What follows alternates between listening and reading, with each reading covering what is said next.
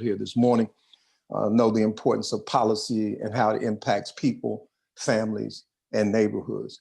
And with that being said, we are coordinating very closely with these two campaigns, working collaboratively, and the ways that we can help. And you use the term all politics are local. We also know the term that money is the mother's milk of politics. And so if they don't have the resources to get a message out, reach these people in these communities that have traditionally been underserved or don't feel like they are full participants in the governmental process by voting, then we are laboring in vain. Let's say it that way. And we are not going to spend our precious time laboring in vain. We've got to get people to the polls. We've got to get them engaged. We've got to educate them about the importance of this election, this cycle here in Georgia. It's not lost on me that we're the epicenter of the universe right now, if you will, and permit me to say that, with all eyes on us having the unique opportunity to flip the presidential race, but to flip Georgia into a democratic category. I moved here from Los Angeles in '92 with my family, and that's the year that Georgia went red. And we've been laboring and suffering, if you will, ever since. Suffering from the standpoint of draconian laws, suffering with the Supreme Court's decision a few years ago to remove the Section 5 of the Voting Rights Act, which allowed these voter IDs and laws in the South to not go through pre-clearance anymore. You all know the name of Stacey Abrams, our illustrious leader down here. She lost by 50,000 votes, and we can directly attribute those 50,000 votes to the voter ID laws and the ability for our Secretary of State to purge the voter rolls, which allowed him to win. Since that time in 2015, there were 1.5, let me repeat that for emphasis, 1.5 million Georgians removed from the voter rolls that paved the way for him to win in 2018. And as they dominate the governor's house, the state house, now we know federal appeals court judges have been put in place. We have a monumental task in front of us that we cannot lose this opportunity to gain control of the US Senate. How can you assist? There's phone banking, there is text messaging, there is donations that need to come into the campaign. I encourage you to Google Reverend Warnock's commercials. They are hilarious and very, very well done, which has allowed him to connect with his voters more intimately in terms of sending out his message. Those are the things specifically that I know you all can do. How can I assist you in any way? Tommy has my numbers.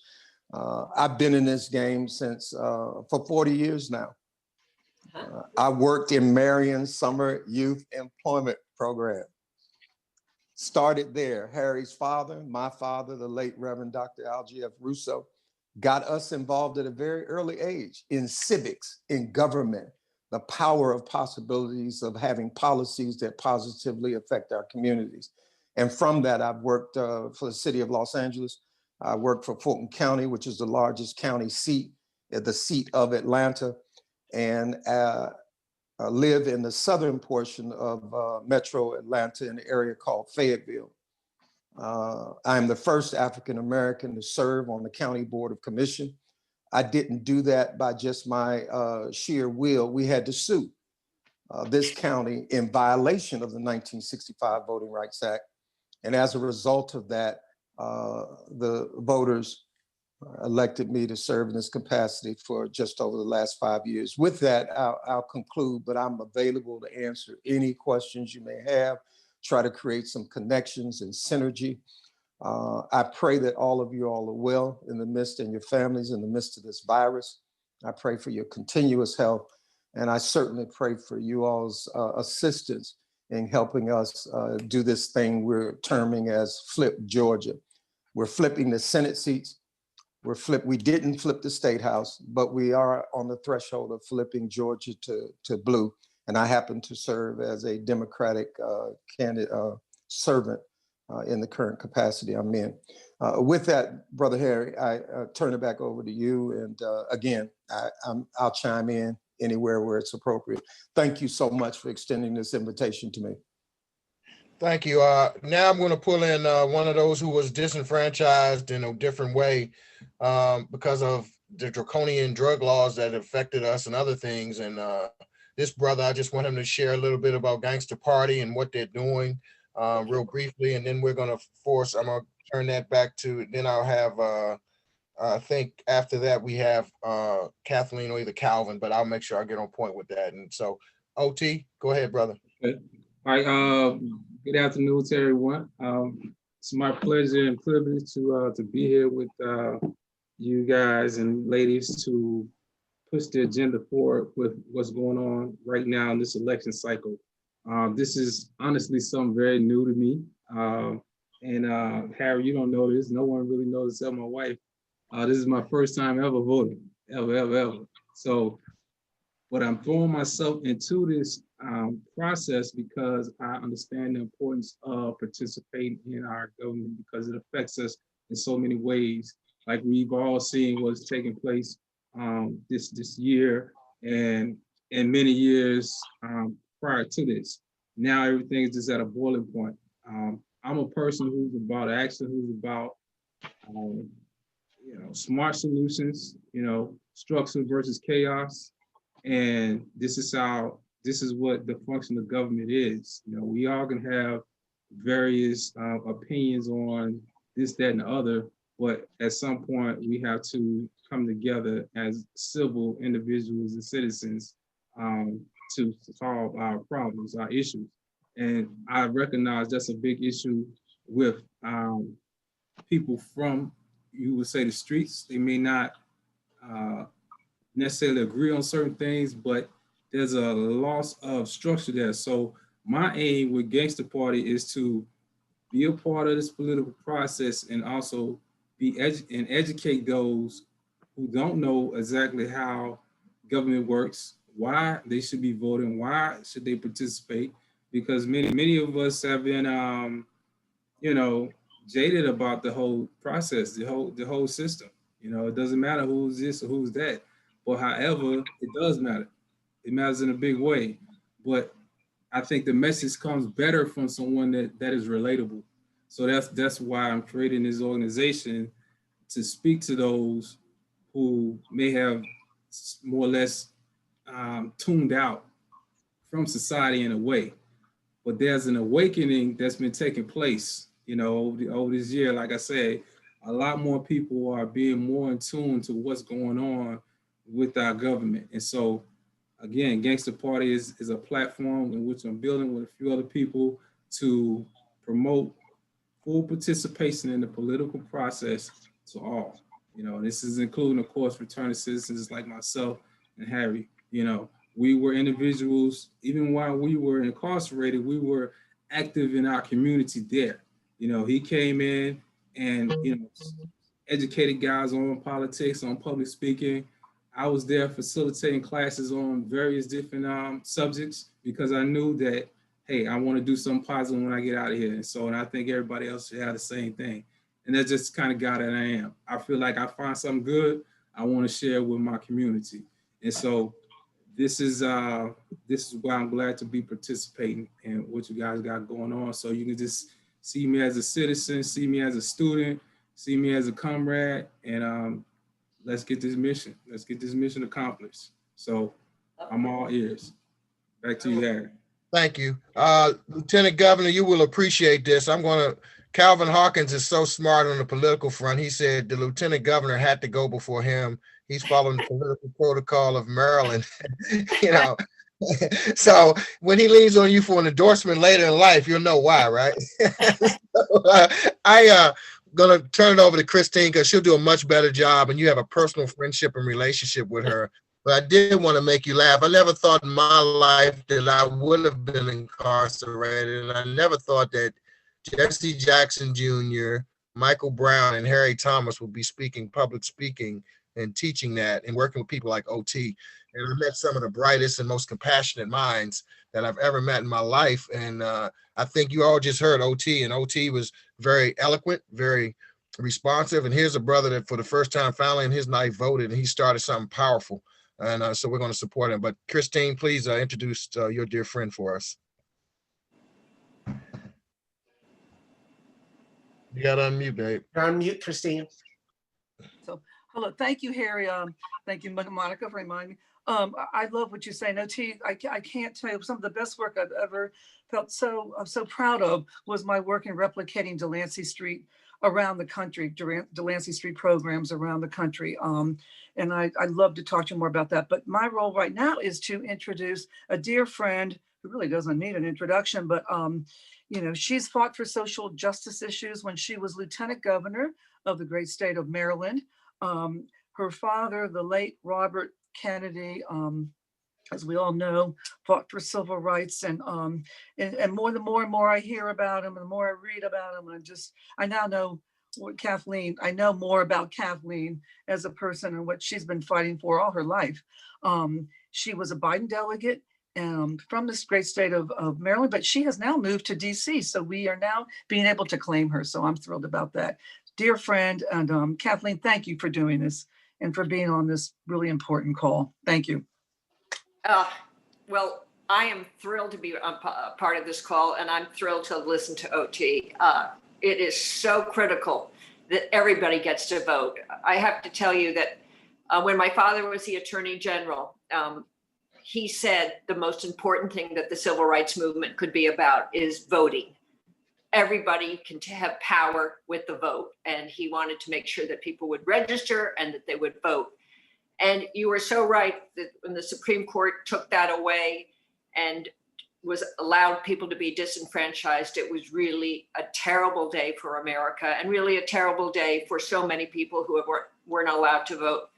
I'm so, as so many Americans are, proud of what Stacey Abrams was able to do, and what each of you are now doing is to make sure you're fighting back to get the vote, are making sure that people who did end up in prison through the terrible drug laws are changing those laws and are saying there are better ways to make sure that people have issues with drugs so you can deal with it in the hospitals, other ways.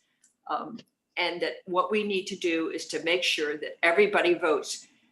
Right now, the Senate now has 50 Republicans. They are obstructionists. They don't want to get anything done. They're not interested in justice. They're not interested in helping people. They would like to get rid of Obamacare. They want to get rid of health care for 20 million Americans during the time of the greatest pandemic. So, Georgia, we are counting on you as boots on the ground. And we know it is our responsibility all around the country to give you the money, to give you the calls, to give you the text, to make sure you can do your job. And I am so glad that with Christine's leadership and with all of your leadership, we can have a role to play. Thank you. Thank you, Kathleen, as always. Thank you. Yes, thank you, Kathleen. You are always on time for us, and you're going to get us to statehood too, with you moving into this wonderful place we have here, right? So, well, as you know, I've always said that if like in Virginia, Washington went into Virginia. If you had stayed in Maryland, I would be the governor. You would be the governor. So now I'm going to call an elected official who rose from like the Phoenix and became one of the most prominent elected officials, and is also one of my fraternity brothers and also a brother in this fight as we try to build a regional and national coalition to understand that not only just in Georgia, we have to take those disenfranchised numbers and turn them around, but throughout this country, there are people who are marginalized that if we get them involved, we will make a difference. So we're saying that, I'd like to call upon the county at large elected council member Calvin Hawkins to say a few words with all of us, please. Harry, thank you for this opportunity to join all of you. And Charles, it was great hearing your comments. Lieutenant Governor, I was rewarded the opportunity to, when I worked with Wayne Carey over in Prince George's yes, we County that worked so closely with you. Yes, you did. And Alan Fleshman and Don Flife. It was. Oh my God, you remember Yes. them all. That's so Yes, great. a week ago, I was looking at pictures when you, County Exec Curry, and even he was the comptroller at the time, Governor Schaefer, you all were over at Suitland with Senator Barbara McCoskey, and you can go over there now and you see a new fence. You can see the impact of your public policy and coordination. Thank you so much for remembering that. That's so great. Yes, this opportunity to just speak on a call like this is so significant. As Harry said, Charles, he and I met at Bowie State. Harry was my big brother in the fraternity Omega Psi Phi, but I was always involved in student politics on campus as he was, coming from the powerful political family that represented Ward 5 so well. So while we were at Bowie State, I got in a little trouble, ended up doing 5 years and 9 months of my life in prison because of some armed robbery. This was the beginning of not so much crack, but freebasing. And I make no excuses for my actions. I was a first-time family. I was the first generational college student, was the hope of my mother and father's eye. And what I bring all this up to say, for me, there was no excuses for my actions. I did my 5 years and 9 months. And because I enjoyed politics and I had individuals like Harry Thomas, the late Kevin Jefferson, Lieutenant Governor, and Joe Johnson, and even Mark Jones, these were individuals who never allowed my mistake to get in the way of my potential. And as I worked with Kevin Chavez at the time, Harry's father was the senior council member from representing District 5. And Harry would always tell Mr. Thomas, Dad, that guy, you need to take him under your wing, even though he works for Kevin. And because of that, like the late council member Harry Thomas did, he took all of us under his wing. And when I left Kevin Chavez, I had a chance to work with then the first African-American county executive in Prince George's County, Wayne Curry. Wayne knew all about my background. He knew the troubles that I had experienced, and he never allowed that to get in the way of giving me an opportunity to work with him as he served the citizens of Prince George's County. With that said, I worked with an emergency manager, went on, worked with Rashawn Baker as one of his senior advisors.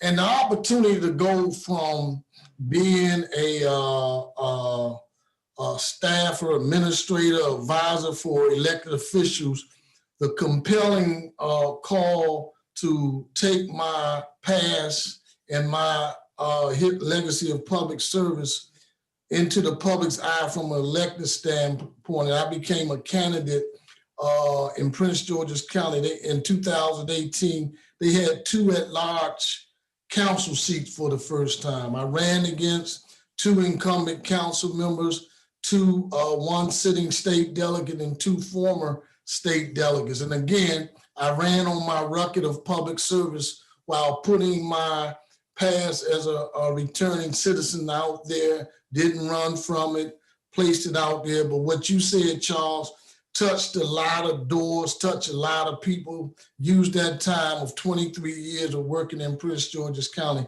So I say all that to say an opportunity to get our returning citizens involved, their family, is so important. And I wanted to be here for that because I am an example of the promise of America. You can make mistakes, rebound, and get another opportunity to do something in life you want to do, and that's to serve people. So I'm here 100%. I'm glad Harry had the foresight to invite me and the confidence to have me a part of this. So thank you very much. Thank you, Calvin. And of course, you're not just part, you're lead, and we'll talk about that at the end. Christine, did Brother Straughter. join us? I hope so. Yes. Stan, are you there? Yes, I'm here. Can you hear me? Oh, great. So great, Stan. I have the great, wonderful pleasure of introducing an old friend who I met through really my work through Stan with the late Reverend Leon Sullivan, who you all may know from all the work he did all around the world. And so I was just so honored to meet Stan. And in fact, I always say, Stan, I wish you were back in DC, because you really were the glue that held all the African diaspora together here in Washington. And we lost you to Philadelphia, but we're so glad you're back with hopefully this effort in Georgia. And Stan is currently the president of the African Diaspora and Caribbean Business Council for the Greater Philadelphia region. He's been involved in local political work as well as national work all many years. And I can tell you, he was groomed by one of the best people in the world, and that was the late Leon Sullivan, who I got to meet, and who I was so in awe of for all the work that he did for everyone around the country and again around the world. So Stan Straughter, thank you for being on this call. Christine, thank you for inviting me to participate. It's good to see you again, and to listen to all of these wonderful dynamic leaders right now. It would be a misnomer if I said I was the advisor to Reverend Sullivan, because if you know Reverend Sullivan, you don't advise him of anything. He tells you what to do, and you go get it done. I don't care whether you was a congressman or president, but with being in his entourage, I got a chance to meet every president during his lifetime.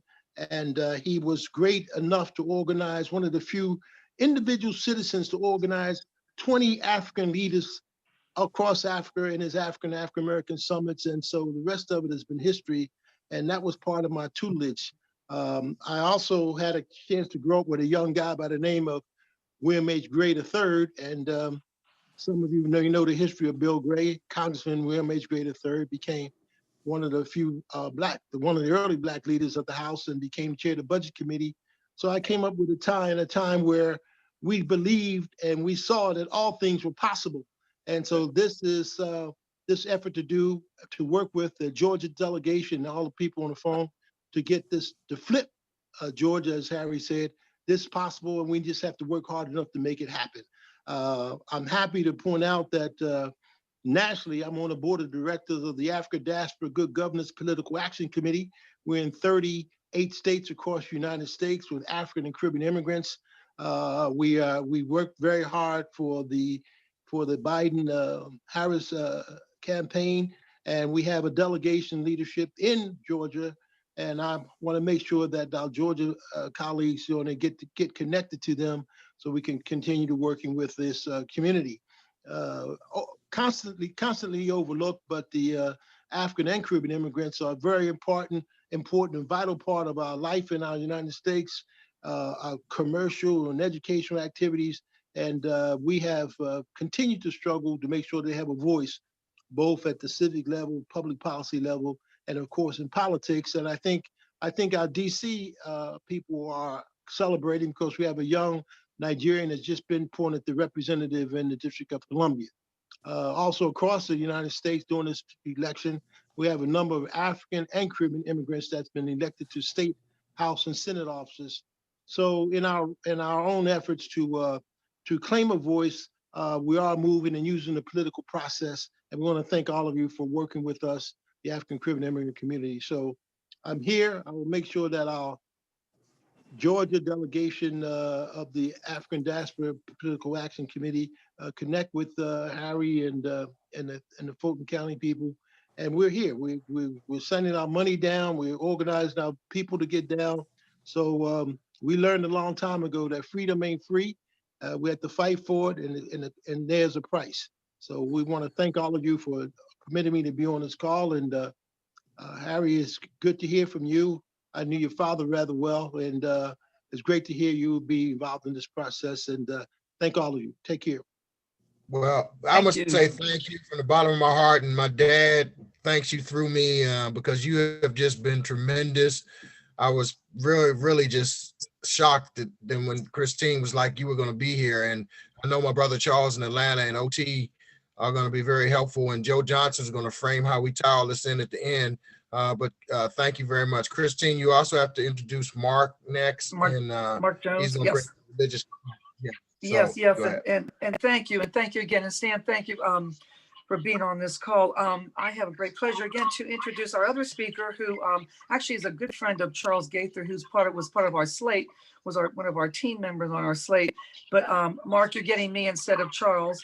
But Mark Jones is known very much so in the DC community. He's served under several mayors here in Washington, DC, incredible political activist, and someone I look up to.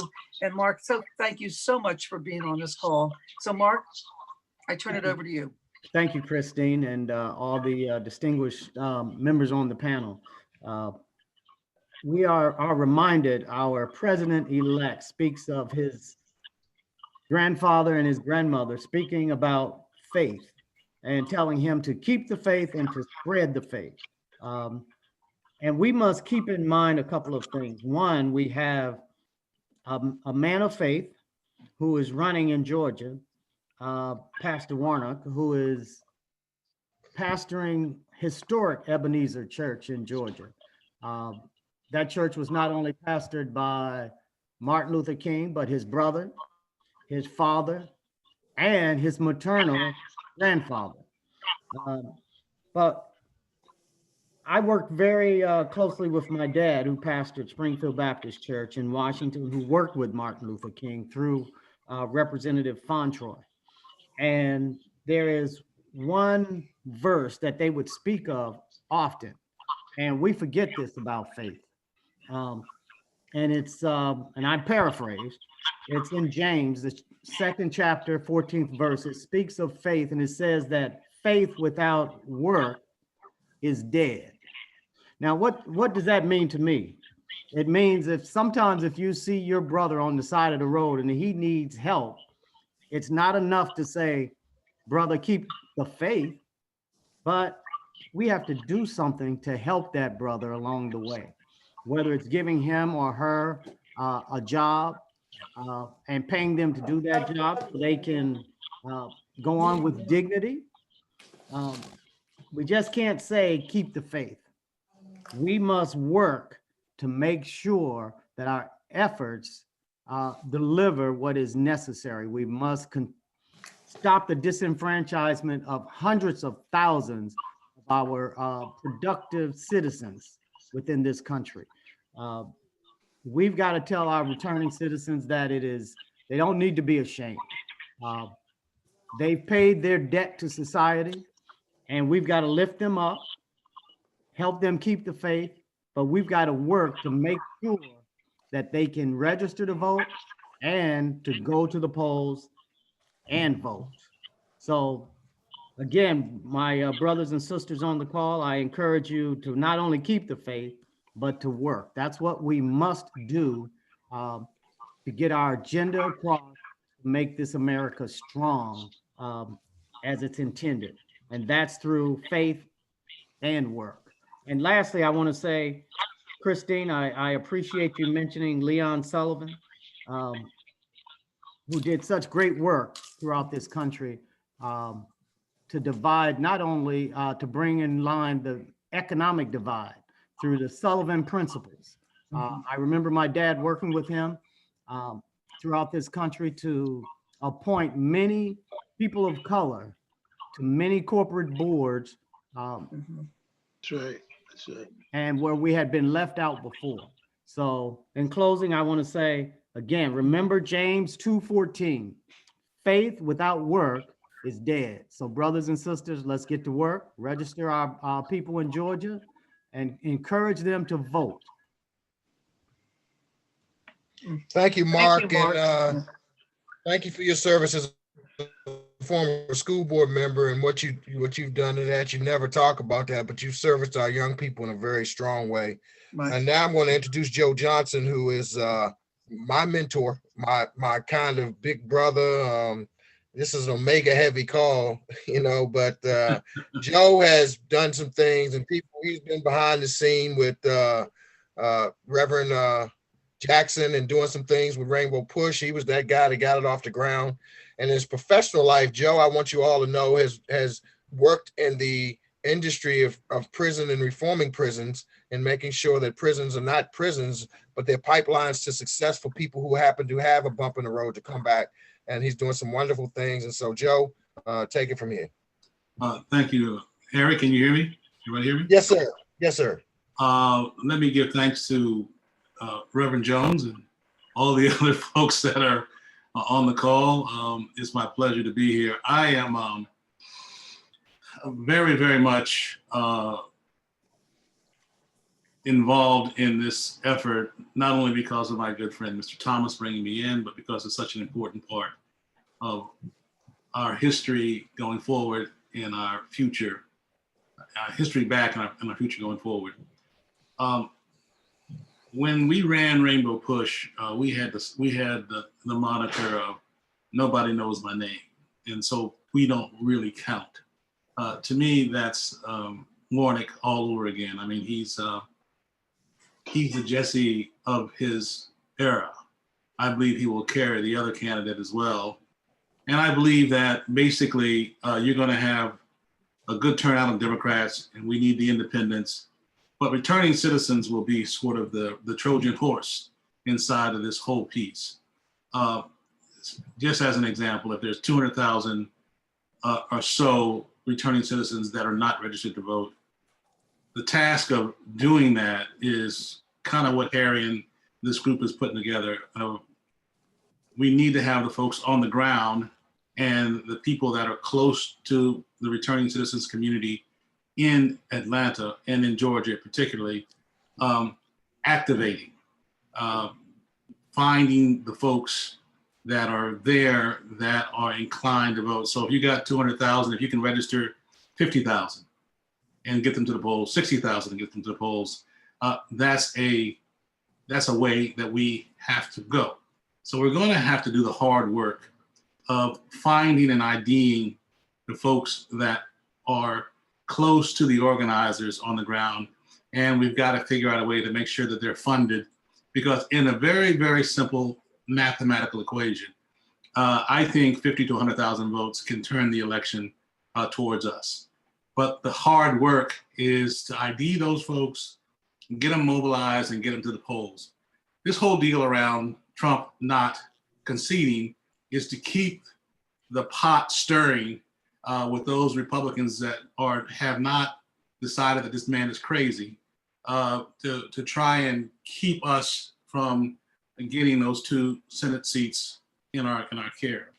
So I would say this, that I'm at the point now trying to raise significant dollars through several organizations that I've worked with in the past. I will work through Harry and others to try to get that money to whoever organizes on the ground down there. But we need organizers, we need to track the vote that we get, and then we need to mobilize to get the vote out. We're not going to get every returning citizen, but if we can get 50% of them, 60% of them, that's more votes than anybody else would have thought we would have gotten. So Harry, I'm going to give you a detailed plan on this for you and Calvin and the whole group that's here to understand, because I'm here with you. And in that, I've got to sign off, so I've got to get to the city. But I think this has been a really, really good start. And I'm done. Well, Joe, thank you for that commitment. And before you leave, you're right on point, because I know you said to have to get off at 12:45, and I didn't want to keep so many important people tied up today. And this was our initial call. We've recorded it, so we're going to send out the recording so people can hear about what we talked about. But there's some critical deadlines that I know we got to meet. You know, the special election's underway. November the 18th is the earliest day for registrar to mail in absentee ballots for the general election runoff in Georgia. December the 7th will be the cutoff for voter registration, which gives us a very short window if we want to get new voters involved to infuse that money that we need to get infused to get people registered to vote down there. December the 14th will actually be the advanced in-person early voting for the general election runoff for federal offices.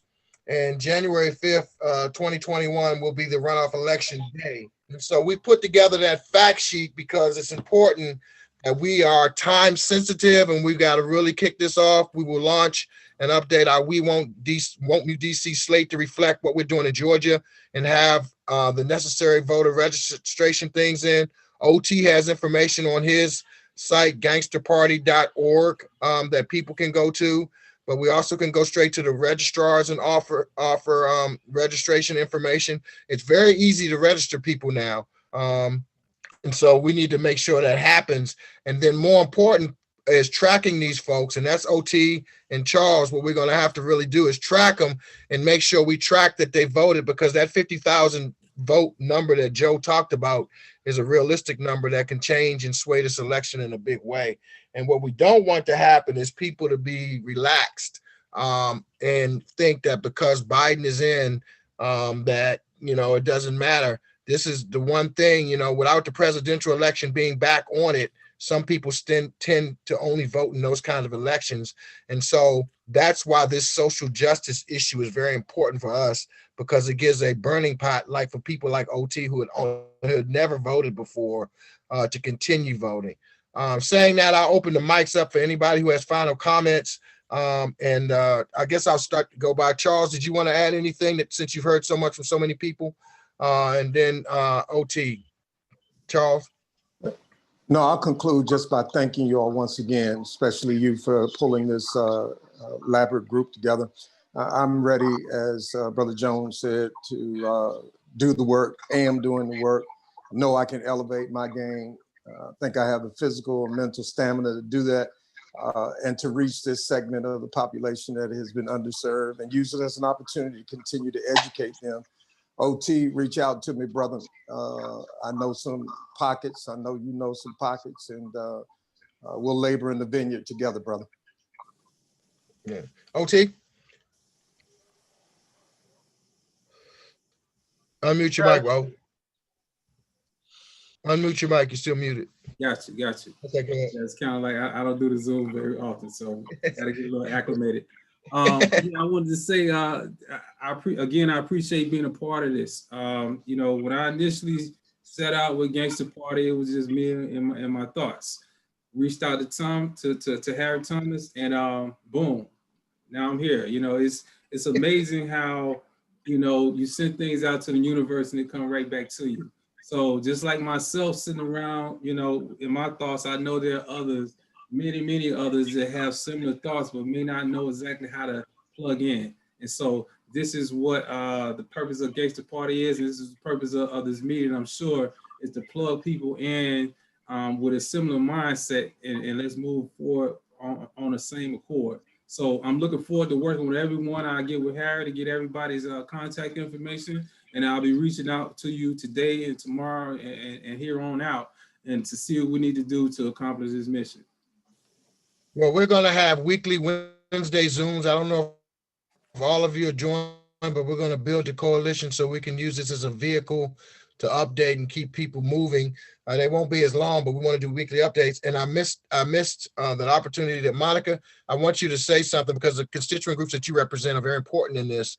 And so say something briefly about what you think can be added.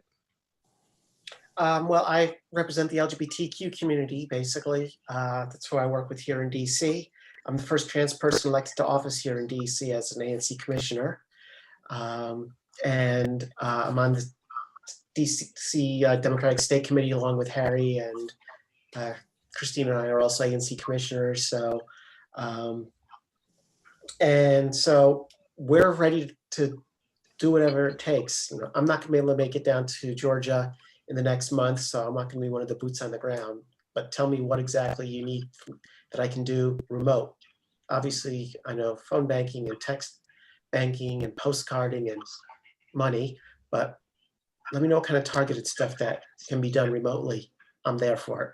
This is a life or death situation. This is an all hands. This is it, folks. Like, we don't get the Senate, we're in trouble. I mean, it's great that we're going to have the White House. Without the Senate, McConnell's made it clear nothing's going to happen under his watch. So we got to capture it.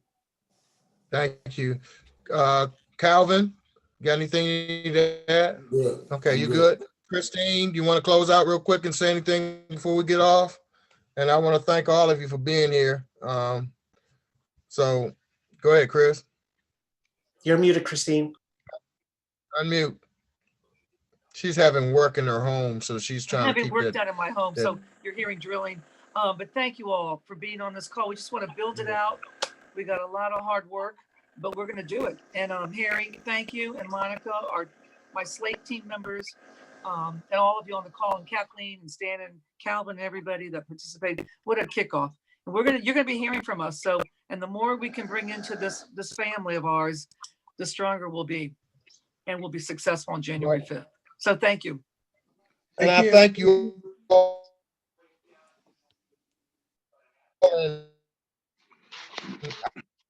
I'm planning on Harry, you're going in and out. get down there in Charles and making sure we do this the right way. We could, so we'll pass it up. So that's part of them getting on Zoom for their call. So, you know, we've expanded our bandwidth. So I'll end it at that. But we have the capacity to build this, Charles, and thank you for being the leader.